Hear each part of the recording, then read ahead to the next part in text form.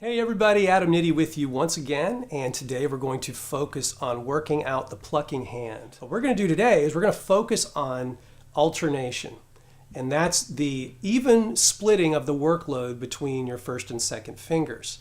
By splitting up your workload, you get an even 50-50 between both fingers, so neither finger has to work harder than it needs to. And this is a very, very important approach to playing with economy of motion and playing with fluidity and dexterity across the strings. Super important. So before you do anything else, you've got to get acquainted with just the basic feel of alternation, being very consistent with that. So what I'm going to do is I'm going to play eighth notes to this drum beat that I have here, and I'm just going to take an A note on the E string, fifth note E string, and I'm just going to play eighth notes on that, alternating with fingers 1 and 2. And this is what it would look like slowly. I'm just playing finger 1, 2, 1, 2. And that's all I'm going to do. I'm going to keep going over and over. All right, here it is with drums. 2, 3, here we go. 1, 2, 1, 2, 1, 2, 1, 2.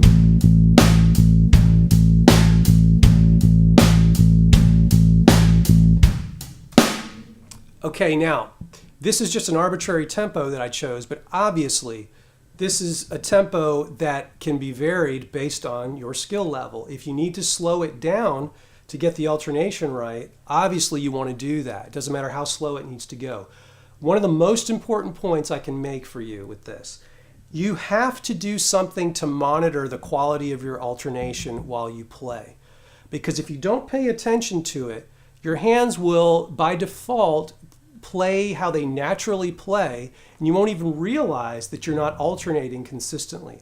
So do one of two things. Either watch your fingers like a hawk to make sure that you're properly alternating 1, 2, 1, 2, 1, 2, or play in front of a mirror where you can see your hand and make sure that you're alternating, monitoring it that way. Okay, I can't overstate that enough. It's very, very, very important. Okay, now we're going to take it through adjacent strings. So what I'm going to do with this exercise is I'm going to go 8 eighth notes on each string. I'm going to stay on the 5th fret, and I'm just going to go all the way up through the strings from E to G and then back down to E. Here's what that would sound like with the drums.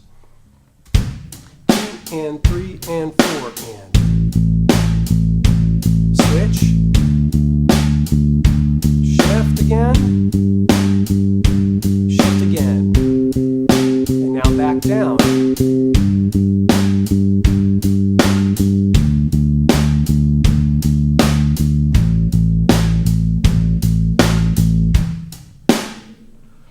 All right, another very important point.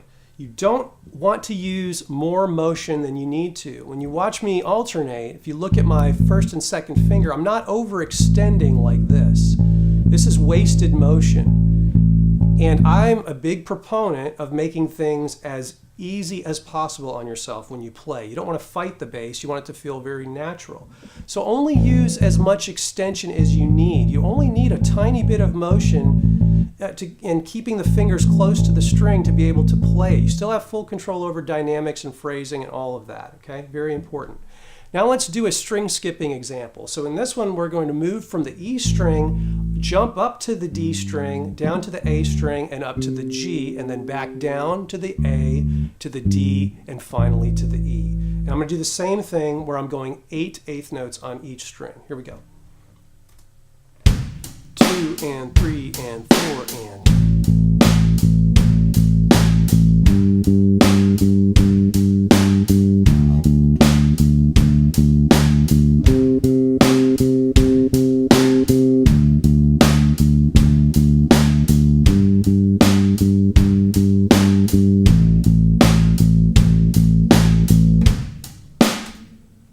Okay, so any combination of strings, any order of strings is going to be really, really good for you. The challenge, it gets more interesting and more difficult when you start having to move faster across the string. So in other words, if I was just doing something like playing only 4 notes before moving to the next string, or only 2 notes for that matter, moving to the next string, then that's going to keep me on my toes. My hand has to be ready to jump, and it's almost like your fingers are are two legs with feet that are walking across the strings as you play. And then when you're ascending, it's like you're walking up a ladder. When you're descending, it's almost like you're walking down a ladder, or I like to, for fun, think of it almost like it's moonwalking because it's like your fingers are still walking in a forward motion, but you're bringing them back across the strings. All right, so that you can plug in to any triplet-based rhythm or drum beat that you want to. That's sort of taking it to the next level. But I wanted to at least give you the foundational tips for playing with strict alternation. And when you do this, try to play it as perfectly as you can, even if you have to slow it down to a crawl to be able to do so. Very, very important. It's going to help your technique in huge ways, and I hope that you enjoy working with this. We'll see you next time.